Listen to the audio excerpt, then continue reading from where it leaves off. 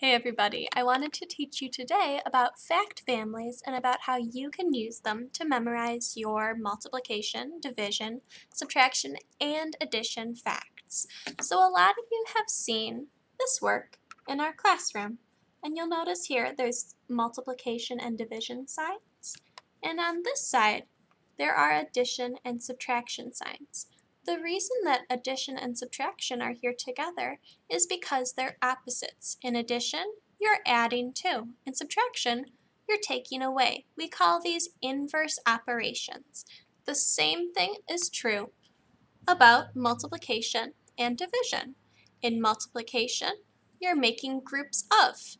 In division, you're breaking things into groups. They are opposites. They're inverse operations. So I wanted to show you today how you can use fact families to help you memorize your math facts. The awesome thing about fact families is that when you know one fact, you actually know 4 facts, and I'll show you how.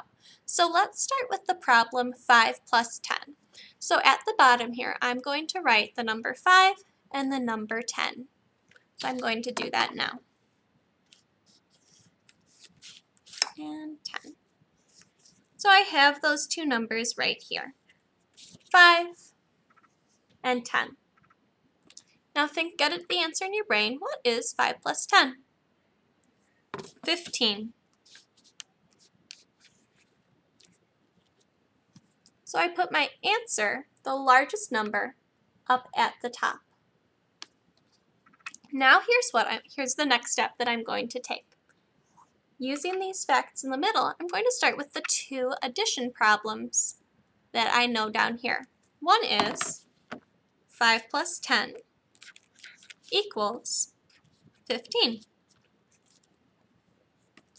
And the awesome thing about addition is that if you flip these 2 addends, you get the same answer.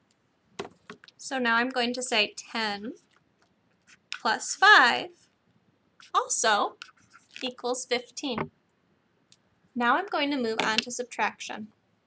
So I had 5 plus 10, 10 plus 5. Now I'm going to cover up this number. 15 minus 10 equals 5. So I'm going to put that right here.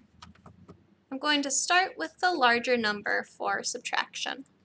15 minus 5 equals 10.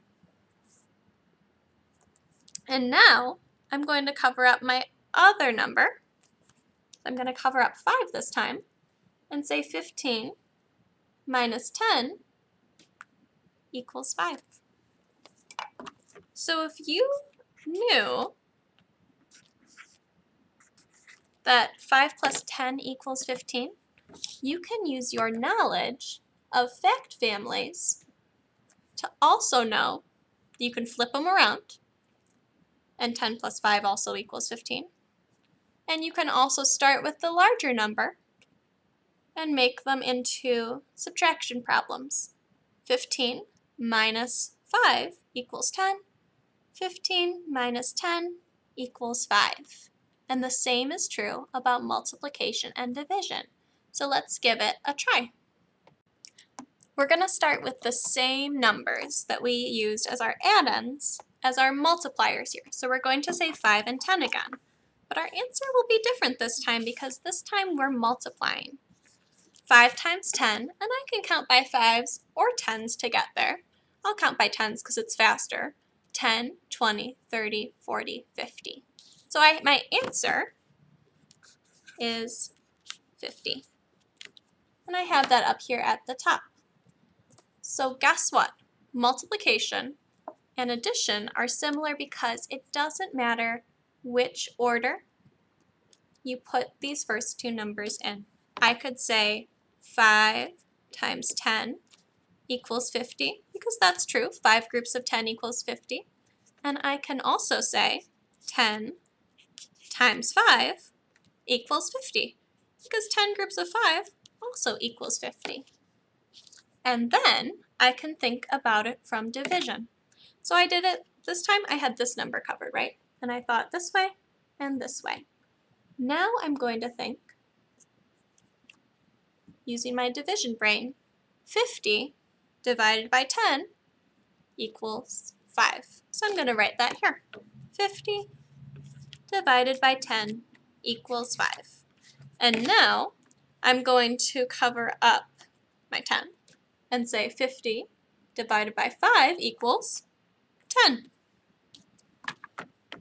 50 divided by 5 equals 10. So fact families, again, if I know one fact, if I already knew my 5s and I knew 5 times 10 equals 50, then I also know 10 times 5 equals 50. And I know these two division problems. 50 divided by 10 equals 5. 50 divided by 5 equals 10. So at home, here's what you can do. You can make your own fact family flashcards. If you want, you can make them look like this, and you can put the facts in the middle. To quiz yourself, cover up one number, and you can say 6 plus 4 equals 10. 4 plus 6 equals 10. 10 minus 6 equals 4. Check it. Oh, I'm right. 10 minus 4 equals 6. Check it. I'm right again. I can also challenge myself by putting the answers on the back and writing them lightly so I can't see them. And then doing my facts this way, so I really have to memorize them and I can check on the back to really check myself. So I can cover up this top number and say 10 times 8 equals 80. 8 times 10 equals 80. 80 divided by 8 equals 10. 80 divided by 10 equals 8. Again, I have 4 facts memorized from just this one triangle.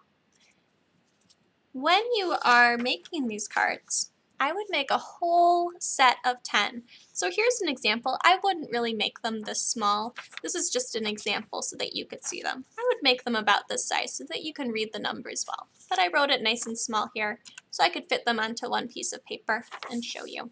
So take a look.